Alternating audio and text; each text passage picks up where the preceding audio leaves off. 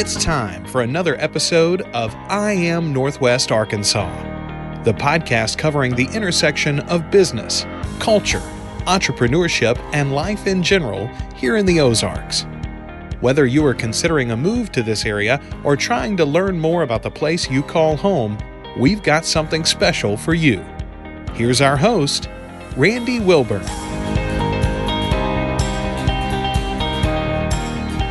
Hey folks, and welcome to another episode of I Am Northwest Arkansas. I'm your host, Randy Wilburn. I'm excited to be with you today. I am sitting here, as you guys always know, I come down to the Center for Innovation at the Fayetteville Public Library. The only place to be, of course, especially on a hot day like today. But I'm here in the Center for Innovation in the sound studio with none other than Olivia Trimble. Olivia is the founder and owner of Sleet City Signs and Murals. And she is an outstanding artist. She is well known in this community, and she's somebody that I have been trying to get on this podcast for a very, very long time. And we finally got our acts together, and she is here in front of me today. So without further ado, folks, I want to welcome Olivia Trimble to the I Am Northwest Arkansas podcast. How are you doing? Hi, I'm good, Randy. How are you doing? I'm doing good. So what's going on with you? I figured you've got a new store that just opened up right close to the corner of North College and North, and you're doing a lot of things in the community. And there's so much I want to talk about, but I would just love for you, for those that the uninitiated, I'd love for you to introduce yourself to our audience and tell them a little bit about who Olivia Trimble is. We call that your superhero origin story. Okay, I'm Olivia Trimble. I'm a sign painter and muralist. I have grown up in Northwest Arkansas and lived here for most of my life, except for a quick stint in Northeast Arkansas where I picked up a husband and a daughter. So I feel like, I'm home here in Northwest Arkansas. I'm a second generation sign painter. My stepdad, Eric Snodgrass, has been painting signs longer than I've been alive, and I'm 35, so it's a long time. And I have two little girls. They help me on my jobs and projects, so a lot of people see them around. I currently have a few projects going. I have a new art supply store, Sleet City Art and Supply. I was awarded the Interchange Fellowship, which is a really big deal, and it's a grant that's funding 2 public art projects, not in Northwest Arkansas because we have a ton of public art here, but they are funding 2 public art projects in rural Arkansas, one in Eudora, which is in super southeast Arkansas, and it's a super cute little community, and one in north central Arkansas, that's Fox, and it is also a super cute community, but they're very different, and they're very rural, and they are very much in need of public art, and there are a bunch of people in those spaces that are fantastic artists, and what I hope to bring with this project is some ownership for the community of the pieces. So I'm not going in and saying, hey, it's me, Olivia Trimble. I'm going to put up a piece and you get to look at it and I'm going home. Right. It's a collaborative community piece to allow the community to weigh in on what makes their space, theirs. It's called a Rural Placekeeping project. And part of it that I'm very excited about is that we'll have a couple of artists in each space that are going to be paid to work on this project. And it will teach them how to, when I leave town, to put up their own public art. It's just the technical stuff that I've learned, and I've had the privilege to learn as a second generation sign painter that I can pass on. So I may have skipped over a whole bunch of things, but those are the things that I'm really excited about. What has been your today. biggest surprise in embarking on this project? I would imagine that maybe you had some preconceived notions about what it would be like, but then you got there and you were like, wow, this is totally not what I expected. Well, I haven't, I work in Fox pretty often, so I'm feeling solid about that. And there may not be too many surprises, but when you have community conversations, that's not ever true. There's always a surprise. With Eudora, I'm just in love with all the good walls they have, number one. But I'm just thrilled with, I guess, how they're letting this project unfold. So we had a community meeting a couple of weeks ago, and it was prom weekend. And that meant that we didn't have young people there. We didn't have a lot of parents there. Folks tied to the schools, there weren't quite as many as there could have been. And so with this one, I maybe assumed that we'd have that meeting and we'd come up with a concept and we'd be rolling. And what came up were a lot of issues that hadn't been talked about, which is the whole point of the project, is to kind of get the community's voice flowing. And we learned about some of those, and we're slowing down the project. And maybe we're adding a step that might fire up the community. You know, we're saying, well, I don't have it confirmed, but the idea is that we might put up a piece that I just go in and paint that says, "Who is Eudora?" Mm-hmm. And we'll let that percolate for maybe 3 weeks or a month. And then we'll have an event to really get the community to say, well, I saw that and I thought about it for a couple of weeks, and this is who it is. And this might bring us all kinds of things that are completely unexpected. Yeah. I mean, the whole thing with this project is that because I'm not driving what it's supposed to be about, the community is. That's the part that's surprising and scary to me. And I just want to make sure that, you know, folks are putting in their time to weigh in. And I think in Northwest Arkansas, we have all given a lot of time to different listening sessions or whatever, and sometimes not much comes of it. So what I want to make sure of is that the folks who participate, they feel like their contribution was valued. So I don't know. It's just, the whole thing is unexpected, which is a challenge to myself, and it was intentional, but living it and saying, well, gosh, we didn't come up with the concept and I don't know what it's going to be. You know, it could be something that's really, really warm and fuzzy. That's not what I expect necessarily. I expect it to be something that's like more complicated. This is who we are. This is our history. These are our future concerns and challenges, or maybe some really bright things on the horizon. Southeast Arkansas is about to blow up with how they're handling, how do I phrase it? Well, the county that Eudora is in. And this is in the Delta. This is in the Delta. Okay. This is in Chico County, over by, a lot of people know where Lake Village is. Yeah. So it's down there. They're about to get. Right on the Mississippi River. It's like right there. Yeah. They're about to get I think it's the second in the nation. It's a plant that processes trash, but turns it into energy. Oh, wow. So like this is a big deal for Southeast Arkansas. And so, you know, maybe this new piece that we're putting up will touch on that. I just don't know. So it's exciting and challenging, and it's hard for me to describe because it's in progress. Yeah. So I'm looking forward to the next few months when we can kind of discover it. And it's surprising and like so nice that the folks in that community are like super welcoming and just like they're about it. And, you know, I've just lived really mostly in Northwest Arkansas, so I feel like I know a lot here, and I love going into a place and not reading the Wikipedia page or what the chamber puts out, but talking to folks about their community. Sure. It's just lovely and exciting. Well, and you've had some experience and you've been down this road before. I mean, for those that are listening, Olivia was the one that created several of the murals that I won't say that they were contested. I will just say that they were necessary murals that were put on walls throughout the city at different points of time in the last few years specifically. And some of you probably remember the Love Unites Us wall that Olivia painted.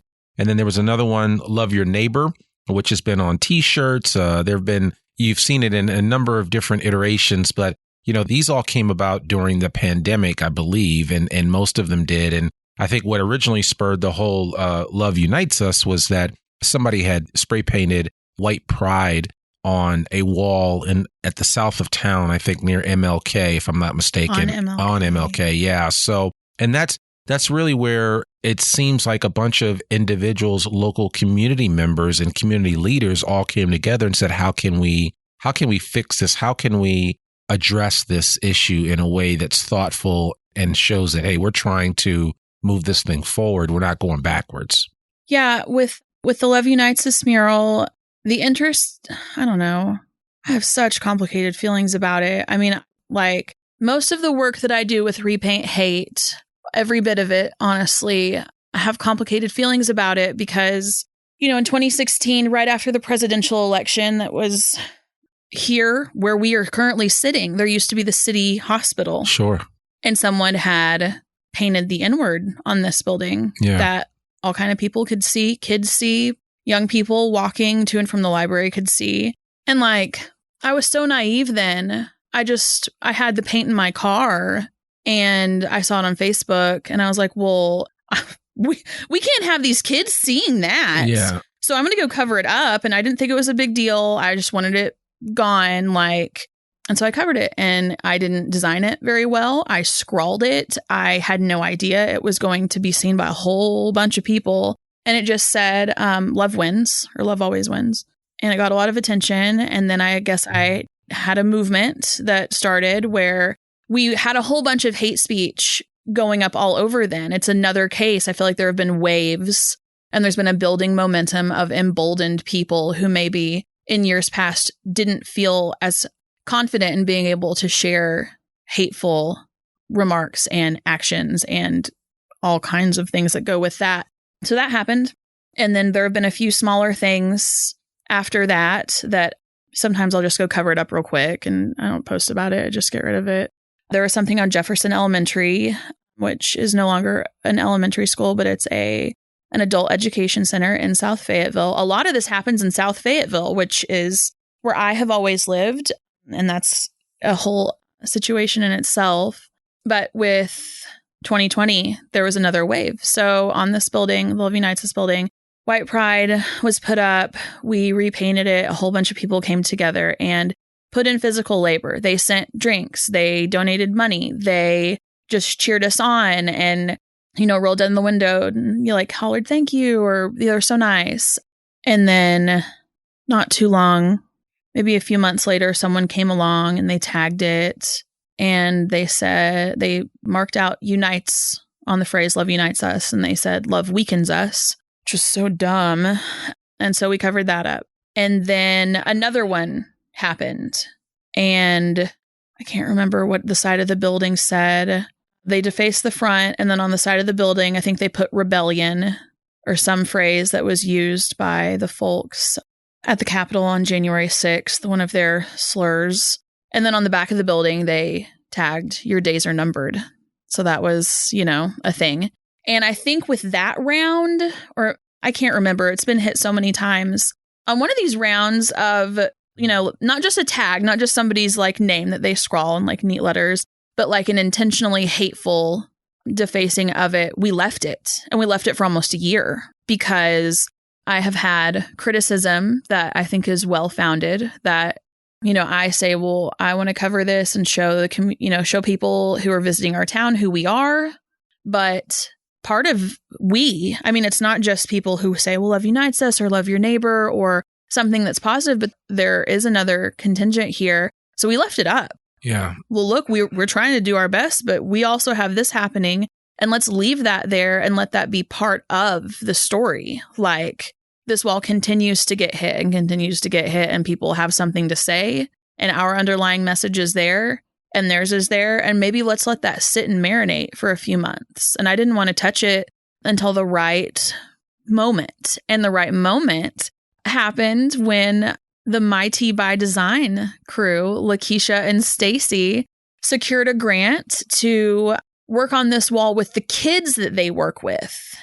They came up with a program with the help of our friend Nate Walls called Graffiti Feeds, where we got a crew of six young people of varying ages. And, my side note, my thing is that I think there are plenty of folks doing public art here who have means. Many of us are white. Most of the folks are men. And so it's exciting to me to get young, maybe non-white folks, maybe women into public art, because there's a lot of money there, right? Sure. So this was so exciting because Lakeisha and Stacy and Nate pulled together this group of kids who were great artists. I didn't have to do anything really on this wall.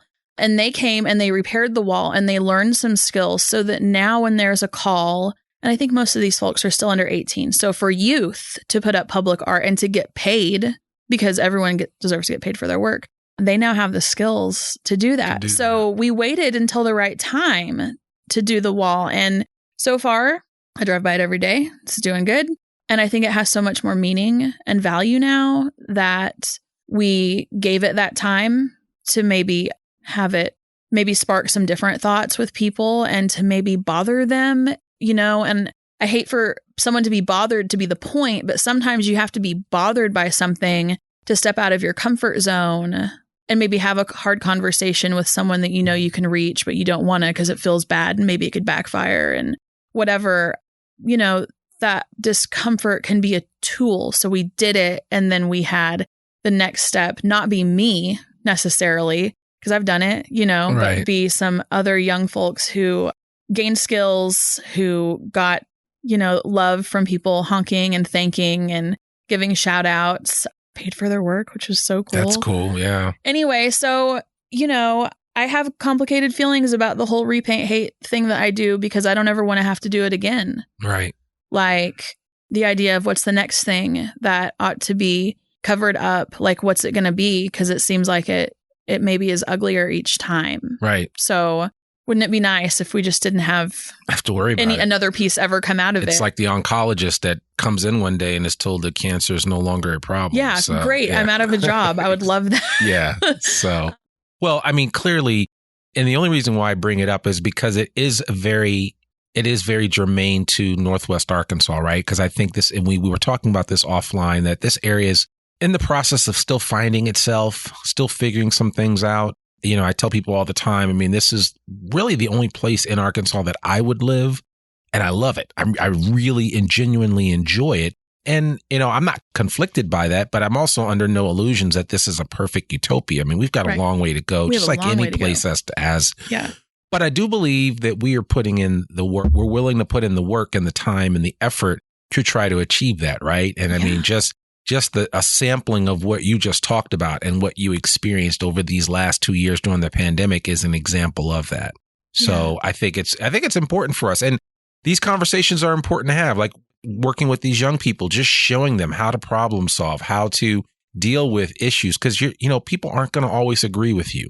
People aren't going to always be in concert with everything that you want to do. And this is a big world. We have to learn to live in it together. Totally. We have to learn, you know, the differences that we each have as we come to the table. And I think it's important. The more we have these conversations, the better off we are. Yeah. It's when we sit and stew and go to our own corners and are left to our own devices is when problems happen. Right. Like, you know, with this whole thing where I don't even want to advertise it as a philosophy, but like what clicks for me is if I'm that upset about something, then I ought to take action. So I've done that. I try to do that.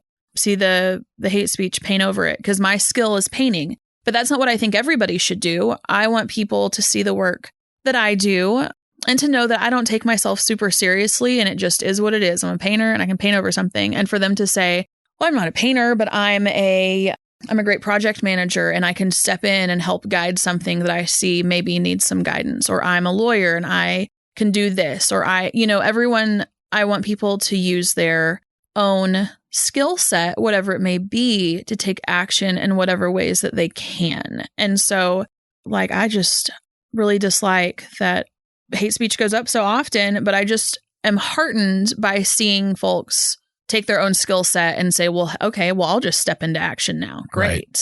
And so with, you know, Northwest Arkansas as a whole, to kind of extrapolate that, I have seen in the last 4 to 6 years, so many folks who are just regular people living their lives, helping their neighbors, whatever.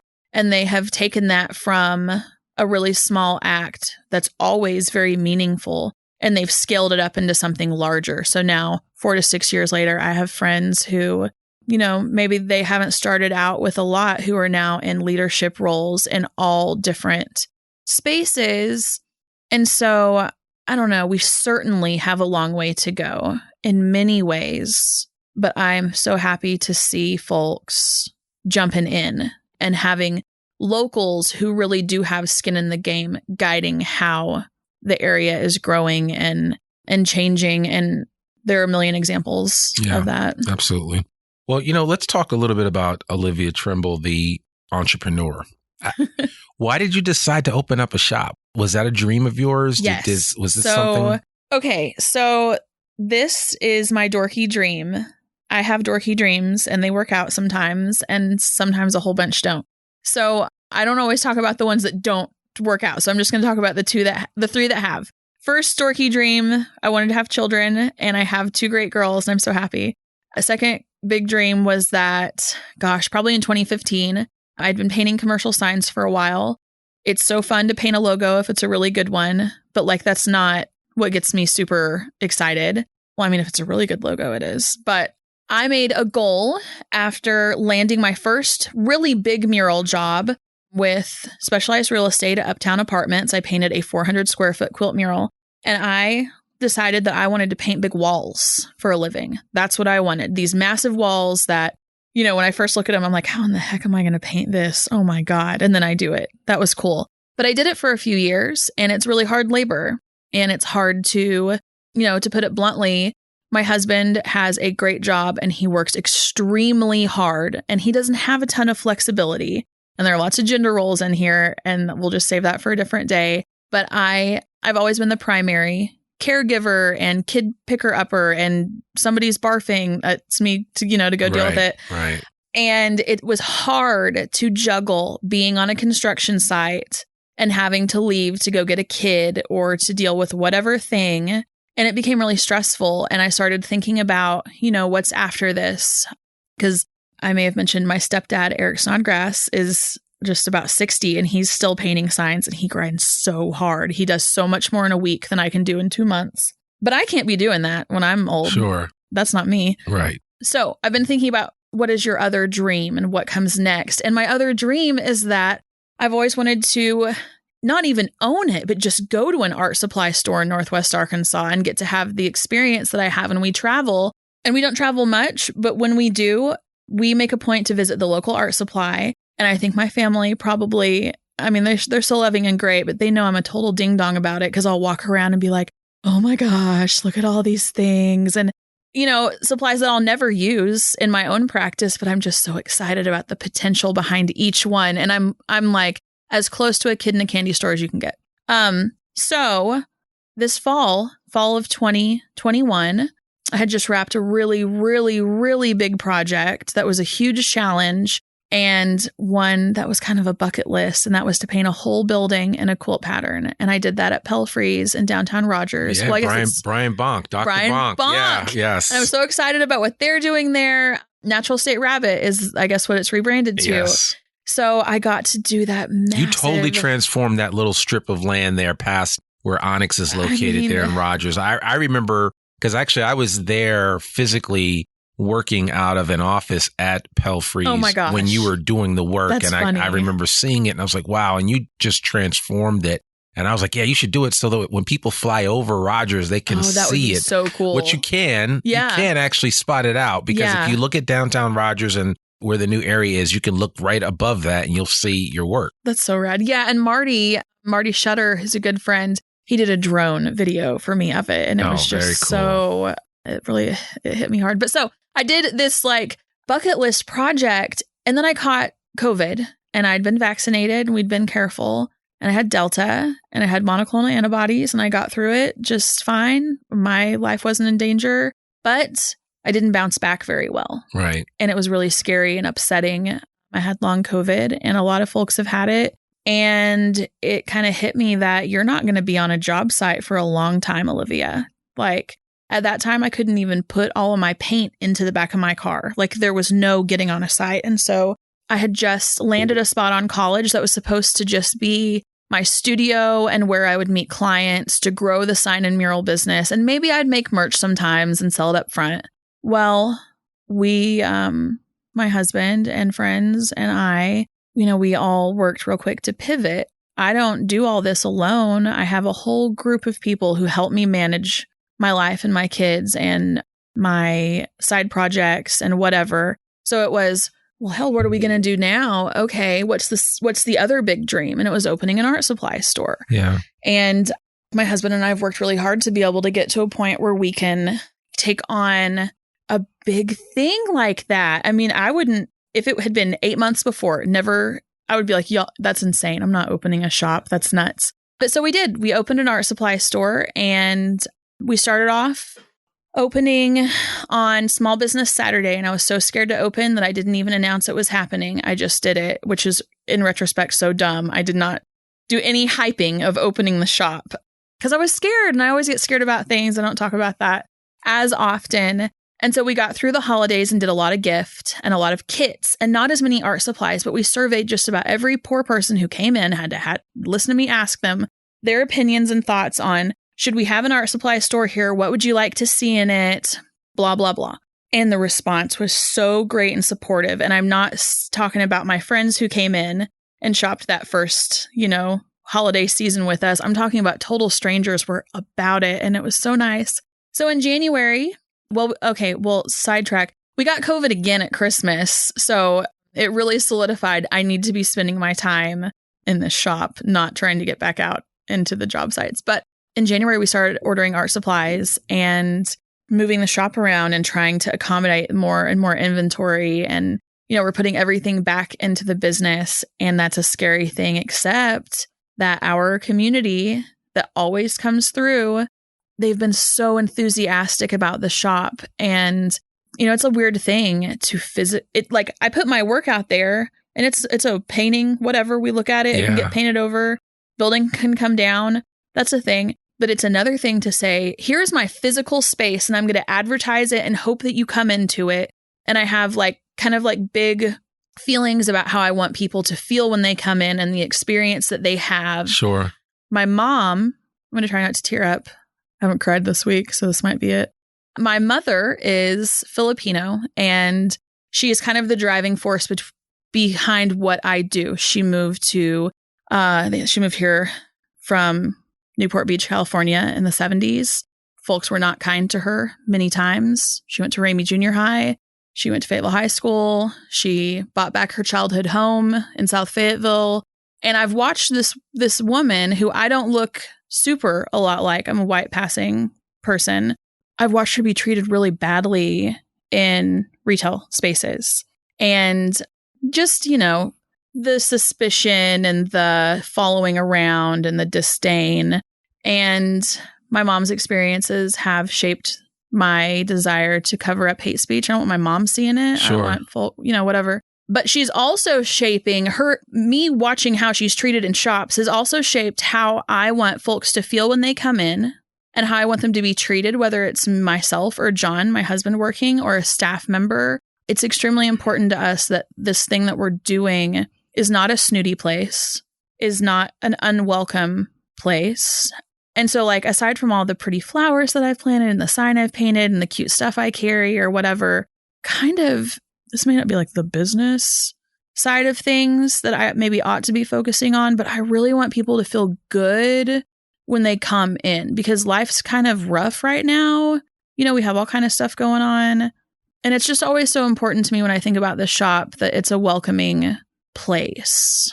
And obviously it's on my mind a lot because I'm rambling to you about it. No, and that's fine. I mean, I'm glad. I think you've given everybody kind of a glimpse into what this shop means to you and what it's all about. And I certainly want to encourage anyone. I have a lot of friends.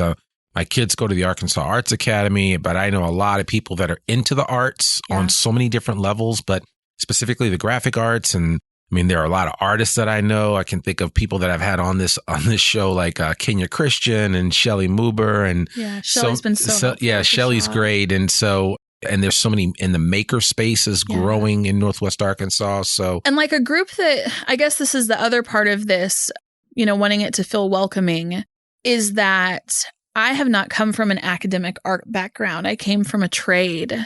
I just was able to take the skills of being a sign painter to turn it into being a muralist. So it's called upskilling. I am most interested in grabbing people who, and I meet them every day. I have a lot of gift stuff in the shop because it's fun to have gift stuff. And I think it's good to have a variety of artful items. I hate saying artful. I've got to think of a better term, but I want to grab the people who will walk in and say, well, I'm not an artist. I hear it all the time. Yeah. And I'm like, that's ridiculous. And I don't say that part, but I'll say, well, of course you are. You just haven't found your medium or you haven't found the thing that really activates you. Because if I just had to exist on myself drawing, well, I certainly am not an artist, right? But I figured out what my skill was. So this shop, when I talk about it being a welcoming place, I want people who don't feel, it's the same concept with my murals, right? People who do not identify themselves as artists or patrons of the arts. I want it to be a space where they can say, maybe I am. So maybe they're in there picking up a gift for a graduation present and they come back a second time for something else. And they maybe spy a block printing kit or some watercolor paints. And they think, well, I'm not an artist, but maybe I'll pick this up. Like, I just want to have people have an easy and accessible way to get into that stuff. Sure. So that's really the gist of it. I hate snootiness and snobbery and gatekeeping and people who exclude others. And so that's, as I talk through what I'm doing, even when I'm not being conscious, I've just talked through this so many times that I am aware of it this now in our meeting here. I just want to bring people in and have them feel like they're supposed to be in spaces with art and embrace it. It's huge. I mean, you're absolutely right. I mean, it's one thing to go to Crystal Bridges or the Momentary. It's a whole nother thing to realize that we all have that spark of creativity in us, and how you harness that is going to be different for you than it is for me, than it is for the person down the street. So people need to understand that and kind of embrace that inner creative child that we all have in us. I think we all kind of want to be brought into a room where there's some watercolors and just some blank canvases and just a chance for you to just do whatever you want to do. But sometimes life comes so fast that we don't stop to think about that. Yeah. And like, while I'm, trying to do this, I have to bring this back to Stacy and Lakeisha with My Tea by Design. Mm-hmm. They're literally going into the community and they're literally putting canvases and paints and brushes in the hands of people so that they can have those experiences. And so while, yes, everyone come to my store and check it out, also, these are women who are physically doing that work. Yeah. And it's really humbling that I have been able to work alongside them. Yeah. And it's always a lesson to talk with them or to read what they've done that week. Well, and I might add that I know Lakeisha, I mean, they're also doing this as a form of therapy. Right. Which is huge. And in this time, when no one is taking new patients and you can't get into a therapist. And you look at like the suicide rate among high school kids. Yes. And I just watched that 60-minute special the other day and I got it. My heart was broken by how that, the pandemic is really, the unintended side effect of the pandemic has been that it has created a level of aloneness that people have never experienced before. Yeah. And it's hard to come out of that. Some people get into a rut or a funk and it's hard to come out of it. And, and this is where it's so important for people to step outside of their comfort zone and to reach out in whatever way that they can. Of course it's awkward to, maybe you see someone in our daily life getting coffee or at the grocery store or on a street corner or whatever. And you like notice a shift in them. Yeah. And we all pick up on things and it can be so easy to just like move on. Yeah. Whoa, so-and-so looks pretty rough. But in this time, what Stacy and Lakeisha are doing, where they're bringing it to people and they're doing that work, like it's just such an example to all of us, I think, to like step out of our comfort zone and go reach out because folks are in, despite the fact that we had unemployment paid out and we had some rescue funds here and there, and whatever, like people are in such dire straits right now. Yeah. Yeah. I mean, again, we sometimes get anesthetized to certain facts and figures that we hear. The real estate market is off the chain and all this other stuff. But there are other challenges that people are having right now. And a lot of times, like you said something very important. I want people to hear that is a lot of times it's just good to say, hey, are you doing okay? Just to ask somebody that you might know or maybe you come in contact with, or, I go to O&F all the time to get coffee and I'm always talking to people in there and I have to even force myself to do it from time to time just to check in with somebody because, it does take a village and we're all kind of in this together. A lot of times I think that's the trick that a lot of people struggle with is that everybody thinks they're alone in this, and it's A, you're not alone in it. And B, like everybody and their mother's been through a lot of what a lot of people are going through right now. It's just how we process it, how we talk about it or we don't talk about it. So I think it's just important to be willing to be transparent when and where possible. Right. Not that you got to put all your business out on the street, but. No, but there are just times when that effort and maybe it's sometimes scary to be genuine and to be, Well, I think the reality is that for most of us, just our human nature and our instincts that we have is that if we show somebody how vulnerable we are, then that means that people will take advantage of us, right? I mean, I also think that, sometimes, we like to portray the type of person that we want to be versus the person that we actually are. Right. And that's fine. I mean, I get that, but you just need to understand that this rodeo that you're on is not the first time that this rodeo's been seen. Right. And other people have been through this, and some people have had success getting through it and others have not because they have recoiled and have decided that they're not going to share and be open and let other people in at their greatest time of need. And I know it's a challenge. And it's a huge challenge. I mean, I think that there are people that I look to in the community who are really good about showing their vulnerabilities, and they do it, I think, as a service to others. Nate Walls, he's always posting, talking about his journey and he's not. He will let you know he's not perfect. Yeah. Even absolutely. though he is, I mean, Nate's pretty much. He's a good. He's a good dude. Brady Carmen is another person, both South Fayetteville residents, that really puts out there the importance of being vulnerable and sharing struggles, and then also cheering on victories, right? And so I don't know. It can be so challenging to become a person who does that, but we have such good role models, just even in our town. So I have hope. Like, things are really bad now for a lot of folks, and we have scary things maybe in our future, climate stuff. However, economy could go, political things, whatever. But we're really lucky in Northwest Arkansas to have people who are like living it and doing it. And I think that might get us through rough times here. I hope always. Absolutely. I think it's one of the more generous parts of the country that I've ever lived in. And like I said, I've lived all over, and I've talked about this ad nauseum on this podcast. So, anybody listening to this that's not from here, we're not just sitting here crying alone, but we've got people to cry with, and we're going through our problems and we're dealing with them, trying to deal with them head on the best way that we can. And the community and the spirit of the community here in Northwest Arkansas affords us that ability. So if you're coming to this area, if you're thinking about relocating or have relocated here, just know that this community is much bigger than you realize. Yeah. And there's a lot of people out here that are willing to sit down with you, have a cup of coffee, chat with you, maybe give you some advice, give you some guidance. And and again, it's the kind of information and feedback that you might be looking for that is non-judgmental, which is important, right? I mean, because we've all had enough judgmental feedback in our lives. So yeah, I think that if you take the scary step